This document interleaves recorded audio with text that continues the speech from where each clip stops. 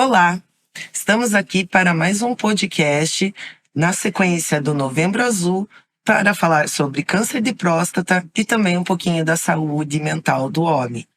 O nosso convidado de hoje é o Marcelo Ferreira. Obrigado por aceitar o convite, Marcelo. Obrigado você, Vanessa, por mais essa oportunidade para a gente poder discutir amplamente sobre uma doença tão comum e que tem várias consequências para a saúde física e mental do homem, e a gente vai estar aqui para poder esclarecer muitas dúvidas, explicar o que é a doença e quais as consequências para a vida, para a qualidade de vida dos homens. Ótimo. E apresentando o Marcelo, ele é a pessoa que eu conheço que tem mais REC, né, de especialidade médica.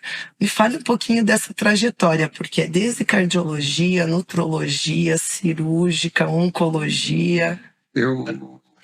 Eu fiz a primeira formação em cirurgia do aparelho, cirurgia geral e depois cirurgia oncológica.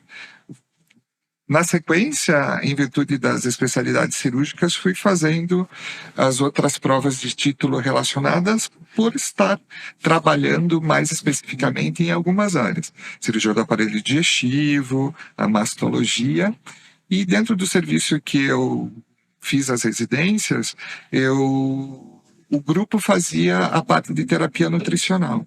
Então, consequentemente, acabei fazendo as especializações relacionadas à nutrologia e terapia nutricional interal. Então, todas as especialidades são correlatas em relação à cancerologia, às cirurgias e a parte do aparelho digestivo com a nutrologia. Então, está tudo correlacionado. Eu acabei fazendo a minha formação, mas voltada para agregar cada vez mais conhecimento para cada uma dessas áreas, mas sempre voltado para a cirurgia e também para a parte de nutrição envolvida, não só para o paciente oncológico, mas sim para a população em geral, para os atletas. Então, acabo atendendo um público diferenciado em relação à parte de doença e de saúde. E de prevenção, né? E prevenção, sempre. E a maior parte dos pacientes, quando busca o oncologista, é porque já tem um diagnóstico oncológico de uma doença que vai ser tratada cirurgicamente, clinicamente, por algum tipo de modalidade, quimioterapia, radioterapia, hormonioterapia. É importante que as pessoas tenham consciência que consultar com o oncologista não é só no momento que ela tem o diagnóstico da doença, mas que ela pode fazer prevenção. E a gente pode discutir bastante isso no consultório. E a gente sempre enfatiza que os exames que a gente pede no consultório não são para fazer prevenção. Os exames são para fazer diagnóstico precoce de muitas doenças, para tratá-las com menos sequelas e com mais chance de cura. Sim, a prevenção é mais a orientação para o estilo de vida, né? Sempre. O estilo de vida é o que direciona a prevenção.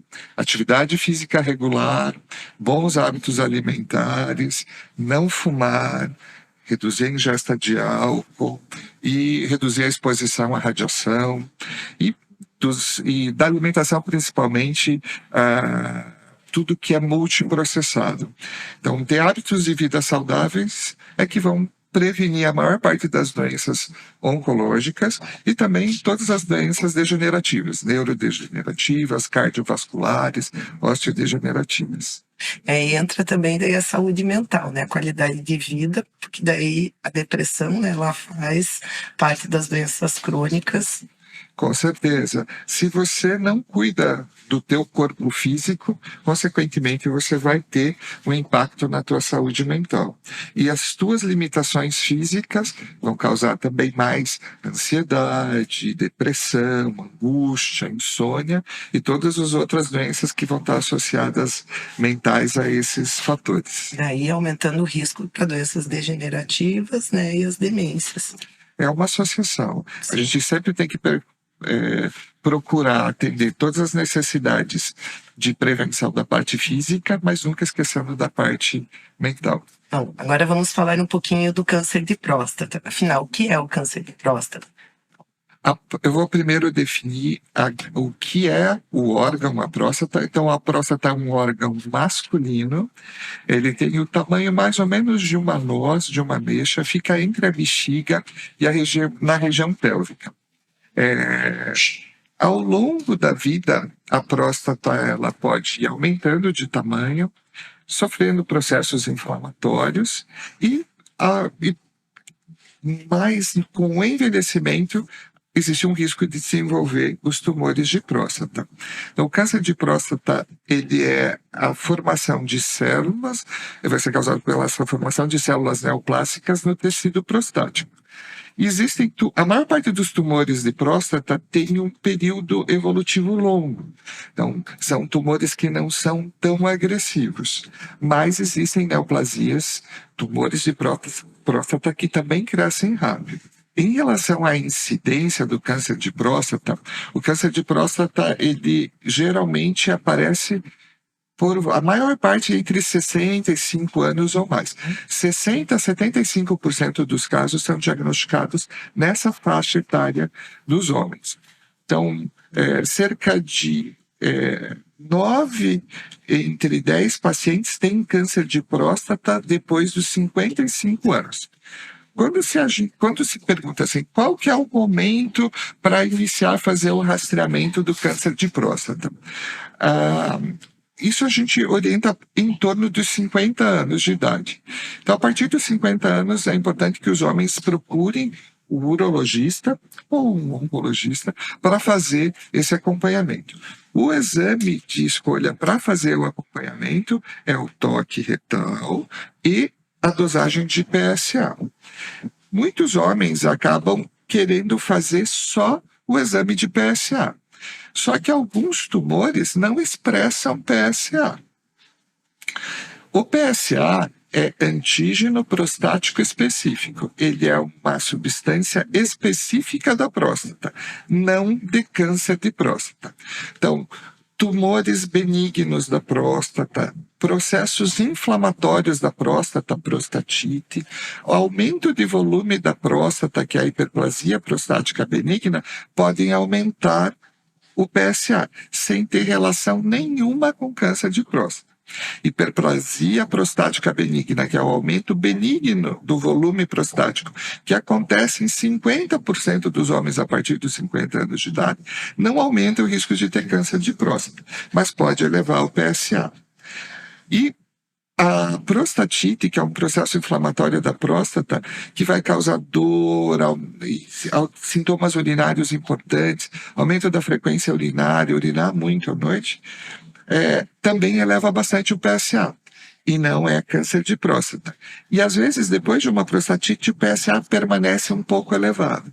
Até esse processo crônico, que às vezes se torna um pouco crônico, e reduzindo e o PSA normalizar.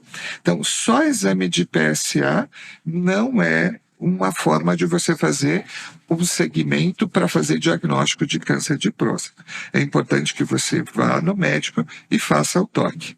O toque é feito por via retal. Isso é um dos motivos pelos quais os homens geralmente têm um pouco de receio ou desconforto de buscar o urologista para fazer o exame. É um exame rápido, o urologista homem ou urologista mulher, para se existe alguma questão, às vezes, de preconceito próprio ou de desconforto para o paciente. Existem muitas mulheres urologistas hoje também. Então, você palpa por via retal, você passa um lubrificante para não causar desconforto na hora de fazer o exame e você palpa a parte posterior e lateral da próstata. Então, você não consegue palpar toda a próstata. Então, quando você faz um PSA e você faz um toque e você tem um PSA aumentado e às vezes você não tem uma área nodular palpável na próstata, aí são necessários outros exames. O exame para fazer diagnóstico de câncer de próstata é a biópsia prostática. Então, o exame é feito sob sedação, então são retirados fragmentos de todas as áreas da próstata para fazer um diagnóstico celular. Então, isso é feito através de uma avaliação microscópica. Essa é a forma de dar o diagnóstico de câncer de próstata. É possível ser feitas ecografias, ressonâncias, para poder também definir. Só que isso é pouco acessível para a maior parte dos homens, isso mais para quem tem acesso à medicina privada ou vai fazer algum exame particular. Então, nada substitui o toque e só o exame de PSA isolado não serve para fazer diagnóstico ou segmento de câncer de próstata. Isso eu vejo muitos pacientes, né? Eles chegam com o exame, a primeira coisa, olha, aumentou meu exame, o PSA, o que a doutora acha? E eu sempre digo, olha, não é o mais importante, pode ter outras causas, é importante fazer o toque, embora tenha esse receio. Mas é um exame simples, né? Eu acho que é importante, individualmente você vai avaliar cada caso, para não chegar num ponto de já com a doença. E quanto mais precocemente você faz o diagnóstico, maior são as chances de cura. Em relação ao diagnóstico, os sintomas, a maior parte dos homens não tem sintomas. Isso que eu te Então, perguntar. câncer de próstata dá algum sintoma específico? Não. Geralmente os sintomas são idênticos à da doença benigna, a hiperplasia prostática benigna. Que é bastante comum, né? Que é os sintomas mais comuns, que é ter aumento da frequência de urinar, então se urinar mais vezes durante o dia, ter um aumento da frequência urinária noturna, urinar mais vezes, acordar muitas vezes à noite para urinar, ter sangue na urina, que isso pode estar associado a outros tumores do aparelho urinário, principalmente de bexiga, mas pode ter relação com a próstata. Ter sangue junto com o esperma durante a ejaculação. Também a gente tem que pesquisar para ver se não tem nenhuma célula, se não tem nenhuma lesão prostática, porque a próstata é o órgão que produz o líquido da ejaculação. Então, se eu tenho alguma alteração no líquido ejaculado, no esperma, aí a gente tem que fazer uma investigação. Isso pode ser inflamação, ou, se for mais sanguinolento, a gente pode ter suspeita de câncer de próstata. Mas também pode acontecer por alterações vasculares benignas, que não tem nada a ver com câncer de próstata. Mas, seja uma infecção, um trauma, né? Um trauma. Então, por isso que quando você vai fazer um exame de PSA, no laboratório eles vão pedir para que você esteja 3 dias, pelo menos, de abstinência sexual, aí andar de cavalo, de bicicleta, de moto, que podem causar algum trauma no períneo. Isso pode elevar os níveis de PSA, sem ter relação nenhuma com a doença, com o câncer de próstata. Então, quando você for fazer um exame, coletar um exame de PSA, é importante que você siga essas orientações, porque senão no laboratório eles não vão colher o teu exame. Então, claro que uma relação sexual, andar de bicicleta é muito pouco provável que suba muito o valor do PSA. Mas é uma recomendação que é feita porque se subir e você tiver tido uma relação ou tiver tido alguma alteração de você ter andado de cavalo ou de moto ou de bicicleta há muito tempo, você vai ter que fazer um exame daqui a um tempo, então você vai ter que recoletar o exame. Então, para evitar esse desconforto e criar essa angústia de ter que refazer o exame, é melhor que você colhe o exame seguindo as orientações do laboratório. Acho que o melhor é, assim, não ficar preocupado se o exame vem alterado, né? O exame laboratorial. Mas conversar com o médico primeiro e sempre que tiver algum sintoma, seja com 30, 40 anos, né? Procurar o médico e conversar com ele para avaliar. Com certeza, e com isso a brecha de que isso gera daí mais um questionamento que criar mais ansiedade, mais angústia, e se a pessoa já tem alguma alteração psíquica aí, já tem algum quadro de ansiedade, a pessoa vai ficar muito preocupada, e isso de alguma forma também pode interferir na sexualidade. Exato. E quais os tratamentos que existem hoje para o câncer de próstata? Então, Os tratamentos para o câncer de próstata, a partir do momento que você faz o diagnóstico do câncer de próstata, um dos principais elementos que você vai avaliar da biópsia é o Gleason, que é um marcador histológico para dizer o grau de agressividade daquele tumor.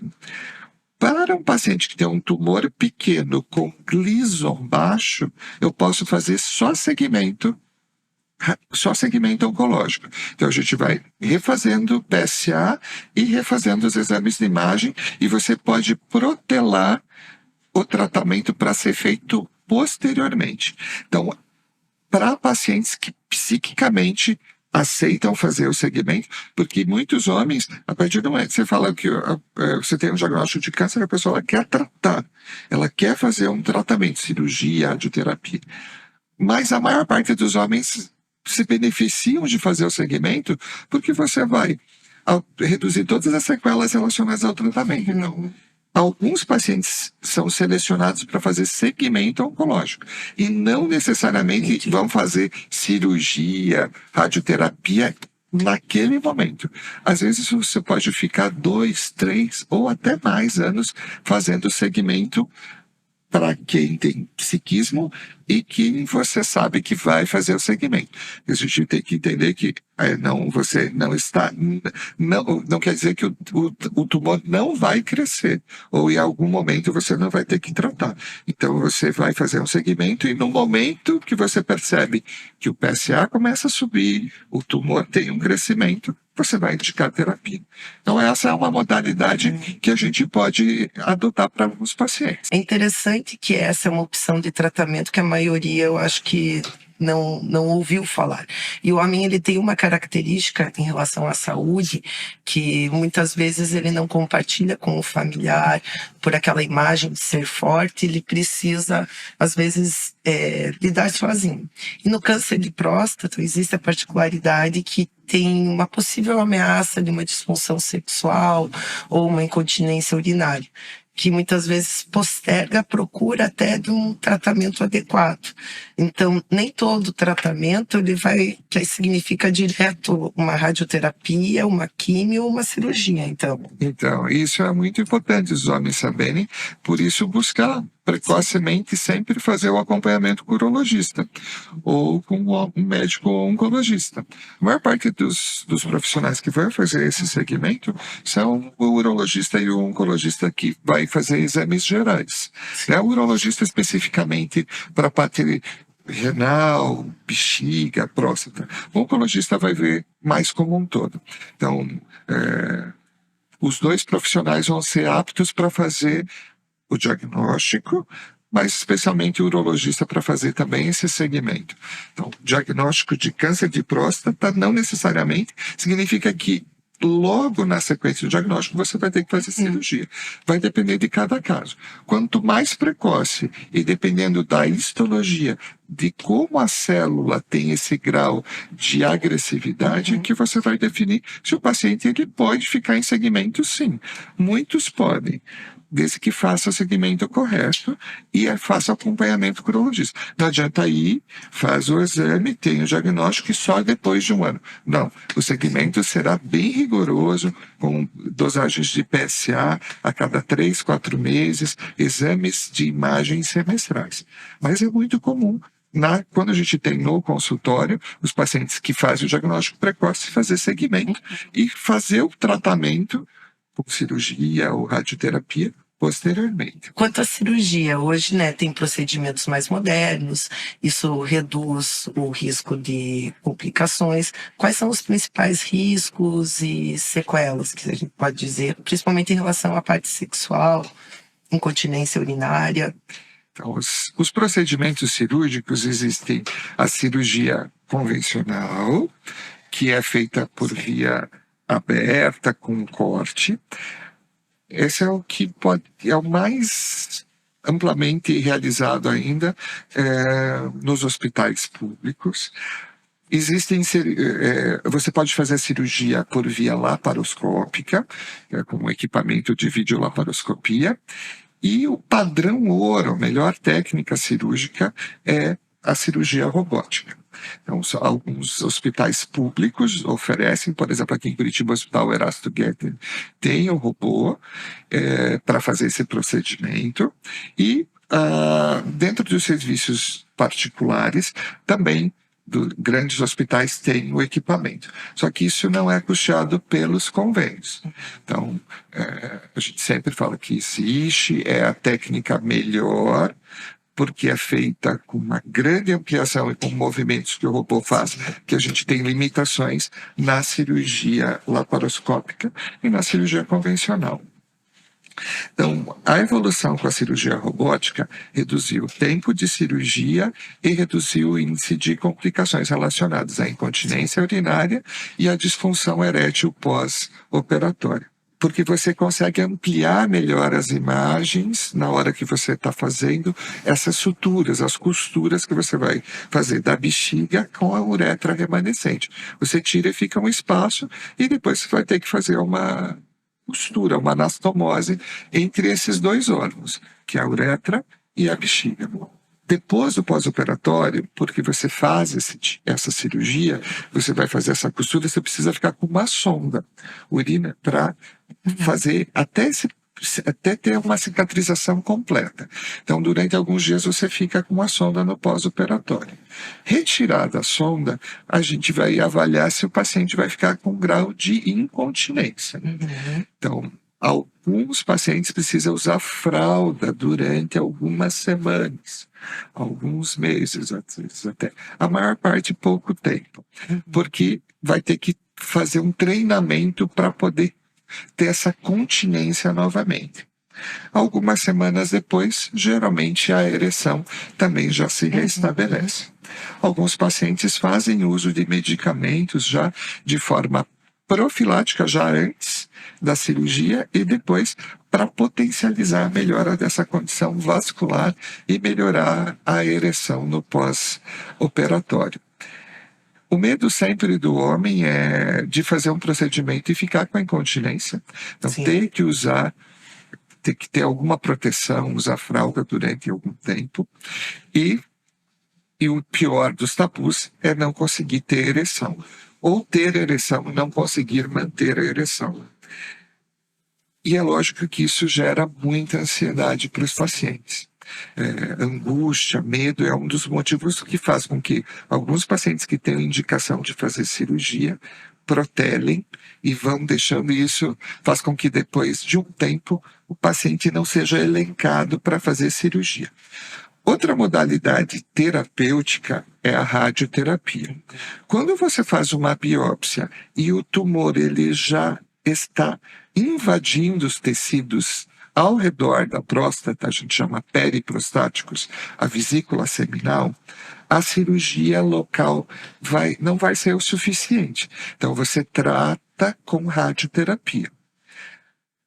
Você pode ter, às vezes, na cirurgia, na biópsia, uma evidência de que o tumor está localizado apenas no tecido prostático e depois da cirurgia você vai ter um diagnóstico de que a doença ela invadiu os tecidos ao redor da próstata. E, às vezes você precisa complementar com radioterapia.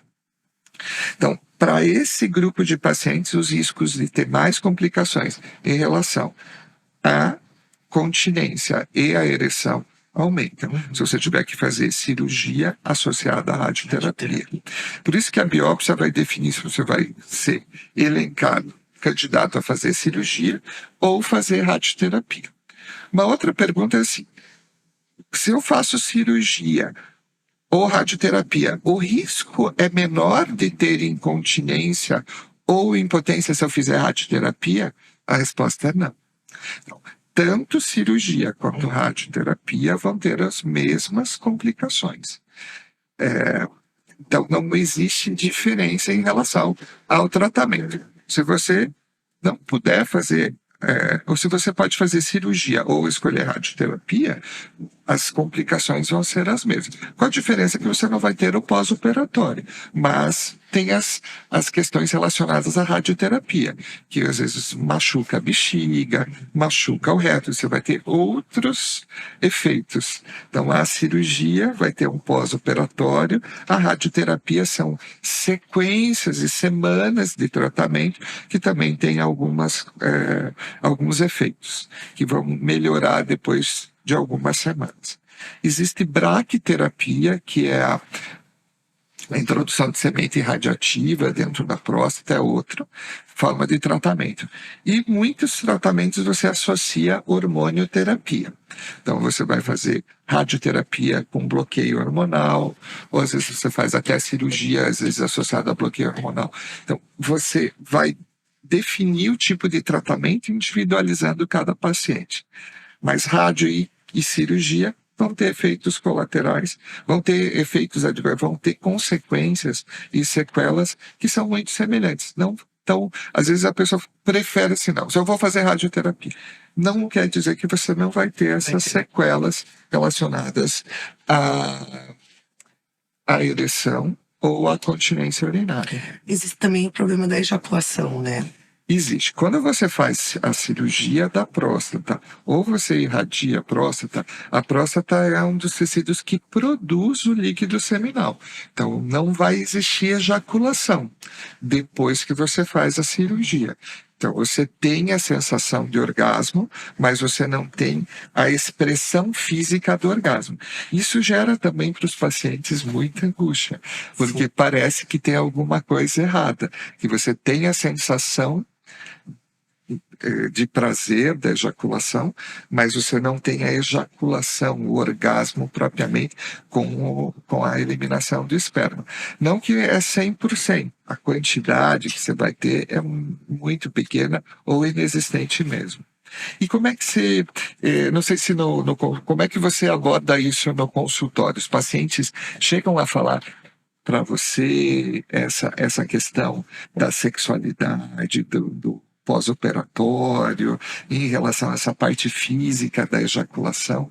Quais são as formas de a gente poder lidar com isso do paciente no pós-operatório? É interessante, né? Porque existem dois pontos, né? Aquele que ele já tem um receio antes de fazer um diagnóstico, tem esse mito, né? De se eu tenho câncer de próstata com a disfunção erétil. Então, aquela apreensão de fazer o exame e encontrar um diagnóstico em que você lida e trabalha, né? De o quanto mais precoce você fizer o diagnóstico, melhor prognóstico. E segundo, é interessante porque quando se pensa em câncer de próstata, pensa em disfunção erétil, no problema da ejaculação e na incontinência urinária. Porém, a sexualidade ela é bem mais ampla, né? Você vai trabalhar não só essa questão, mas como também você não focar só no órgão sexual, mas ele começa desde o abraço, o beijo, a intimidade sexual. Até alguns estudos mostram, né, que o fator psicossocial e outros fatores, eles são mais importantes na disfunção do câncer, disfunção sexual do câncer de próstata, do que a própria ereção ou a ejaculação. Até porque os procedimentos hoje são mais modernos, né? Então o risco de lesão do nervo, assim, ele já é bem menor. Mas é importante você dar esse suporte.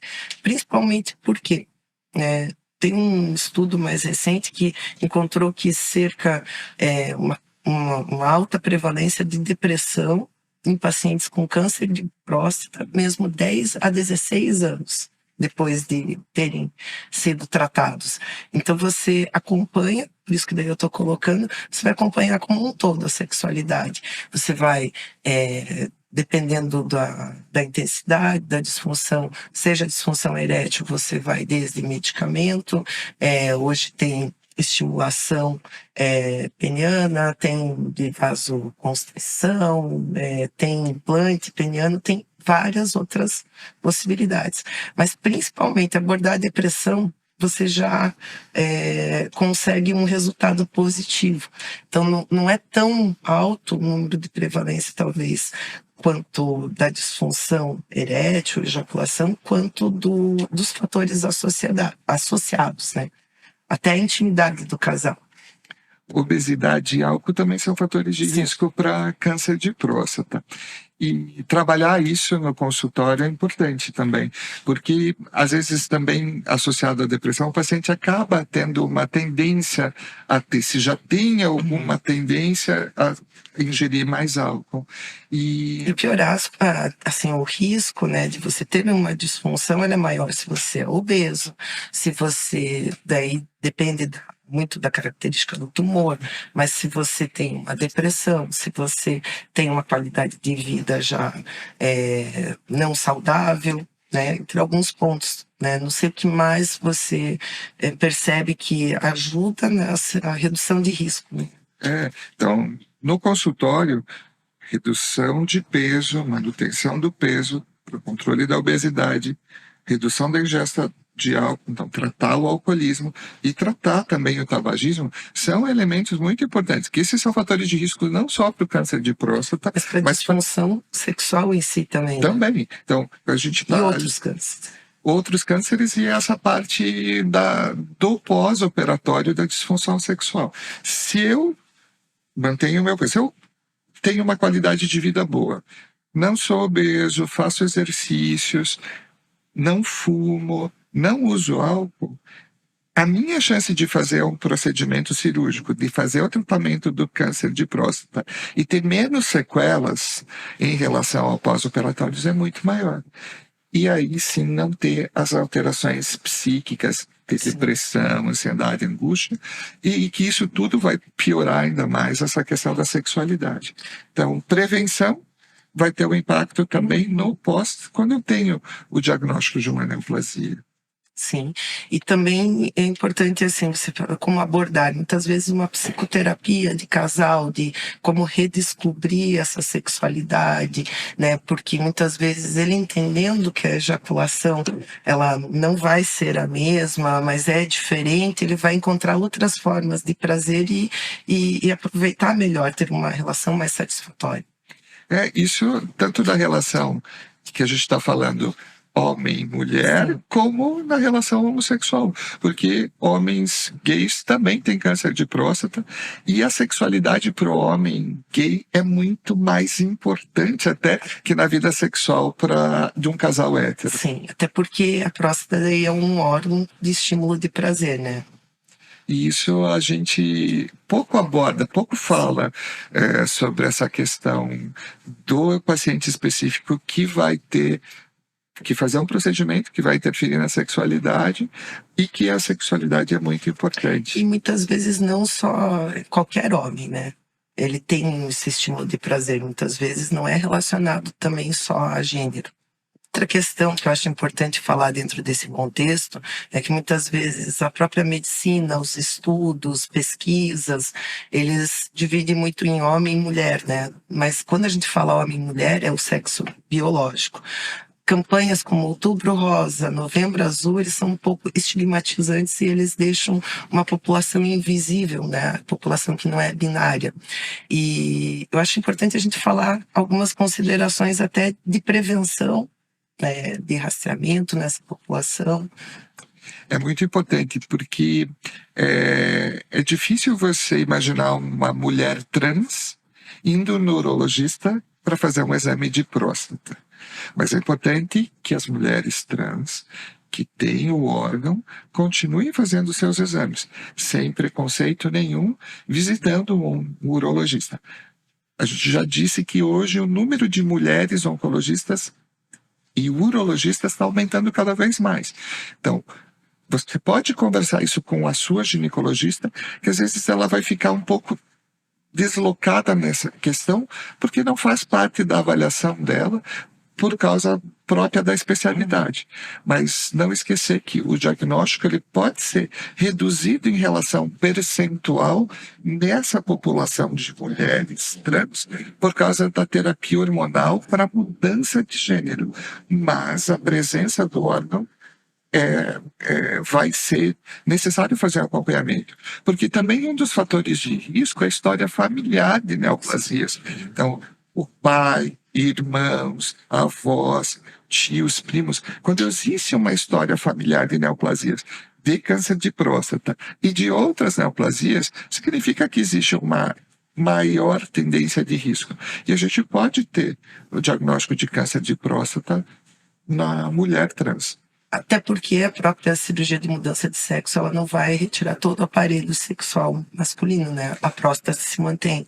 E o segmento vai ser o mesmo, independe. Então, você vai fazer os exames, vai fazer a análise de PSA, que fica estranho, porque o exame de PSA é feito para homem, mas a partir do momento que eu tenho a mudança estrutural física, eu mudo fisicamente, eu mudo meu fenótipo, mas a estrutura do órgão vai estar lá. Eu preciso fazer o exame e sem tipo nenhum de preconceito.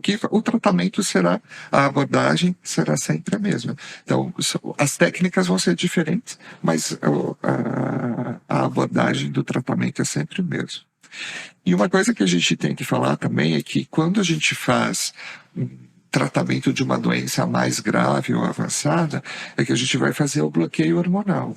E o bloqueio hormonal, esse hipoandrogenismo, tem um impacto bem grande na saúde masculina, na saúde física masculina e na saúde mental masculina. Como é que se aborda isso no consultório, Vanessa? Veja, até eu iria te perguntar, o homem que já teve o câncer de próstata, ele pode fazer a reposição hormonal?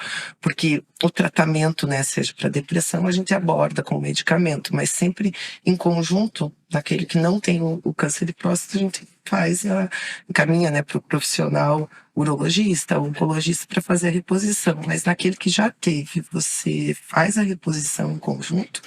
Alguns casos específicos a gente pode fazer. Existe sempre um questionamento de que a terapia de reposição hormonal pode aumentar o risco de ter câncer de próstata.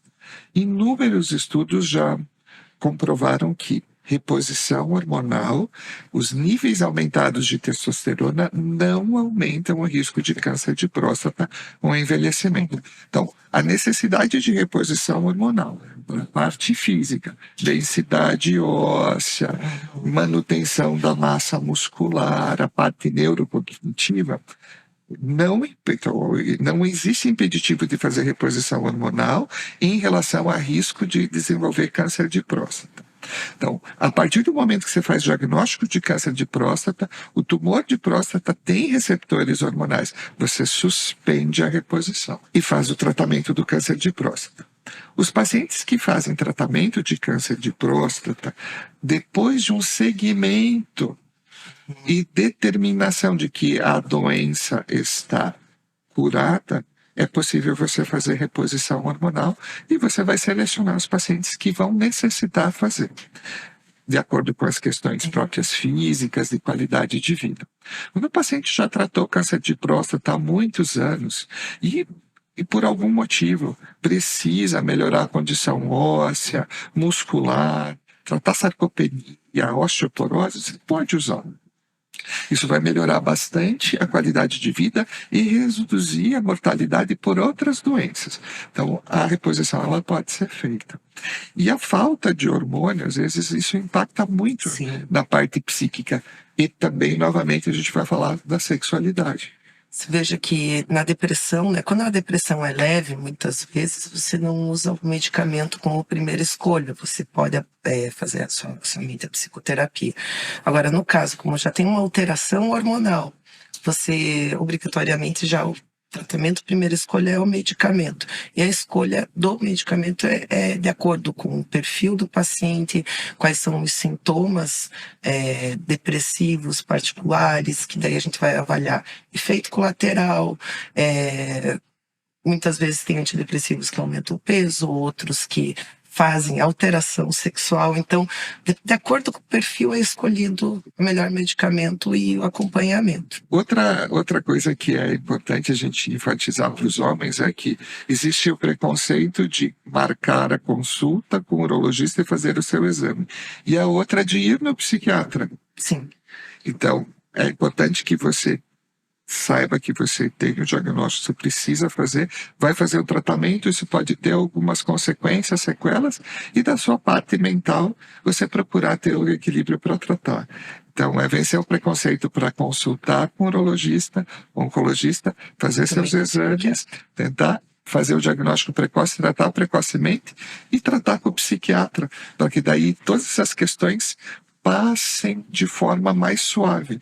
Sofrimento, angústia, tristeza, ansiedade com o diagnóstico, impossível você não ter. Sim. Agora, se você tem essa percepção e essa consciência, você pode minimizar mais, o máximo possível, e daí ter uma melhora da qualidade de vida e passar por essa fase mais difícil, que é o início do diagnóstico e do início do tratamento, de uma forma tranquila e que você supere rapidamente todas essas consequências que existem e você melhore a tua qualidade de vida, teu relacionamento, tua sexualidade. Sim. Acho que é até importante até destacar uma questão, né? O próprio câncer em si, ele já tem o comportamento da doença que cursa com sintoma depressivo, que muitas vezes fica sobreposto, e é difícil você diferenciar o que pode ser uma depressão, que pode ser comportamento, né? Então, algumas questões, por exemplo, um aumento de peso num paciente que tem câncer, pensamento de ruína, desesperança, uma agitação muito grande, ele mostra que pode ser mais de um quadro depressivo do que relacionado à doença em si, né? Por isso a importância de consultar com o psiquiatra. Sim. Muitos homens acabam consultando com o seu clínico, com o seu geriatra, e ele vai ter uma limitação relacionada a isso, dentro da sua especialidade. E medicamentos específicos que não reduzam tanto a libido, que não alterem tanto o peso, que não alterem tanto o sono, são muito importantes. Por isso que a avaliação psiquiátrica é fundamental, e o segmento, para que você consulta com o teu geriatra, você consulta com o teu médico urologista ou oncologista, mas mantenha o acompanhamento com o psiquiatra para ter uma escolha melhor, para que você use uma medicação mais específica para o teu caso, que reduza mais os efeitos colaterais que a medicação vai ter. Vai ter o ônus que está relacionado a gente tentar reduzir o máximo possível isso. Sim, até porque tem outras características, né? Por exemplo, o diagnóstico chega a ser já 60 anos, 70, então tem todo um histórico de vida anterior que você vai ter que investigar se teve abuso de álcool, quadro de ansiedade associado, tem toda uma trajetória para avaliar, para chegar no diagnóstico. Seja só uma depressão com comorbidade, uma depressão bipolar, muitas vezes não é com antidepressivo que você vai tratar. Para finalizar, gostaria de agradecer, Marcelo, por todas as informações. Acho que o mais importante é assim, acrescentar algo a mais, trazer informação de qualidade, coisas que às vezes não se discutem tanto do que só a informação básica, né? Muito obrigada. Eu que agradeço, Vanessa, fico sempre à tua inteira disposição para a gente poder estar junto, falar sobre temas diferentes, sobre doenças mais graves, que são tabus, e as suas relações neuropsíquicas, que a gente precisa sempre abordar junto e valorizar cada vez mais essa relação interdisciplinar que os colegas, que os médicos têm que ter para fazer uma abordagem mais intensa e melhor para os pacientes. Eu agradeço muito e fico sempre à tua disposição. Obrigado. Até porque o paciente ele precisa ser visto como um todo, né? E atualmente a gente é dividido em várias especialidades, cada vez mais específicas. E se a gente não tiver esses momentos, eu acho que fica difícil a gente ter uma visão tão total. A gente espera que isso seja universal e que cada vez mais outros profissionais façam essas associações, essa interdisciplinaridade, para que a gente possa oferecer cada vez melhor o atendimento universal e melhor para cada paciente, individualizando cada um. Obrigada. Obrigado.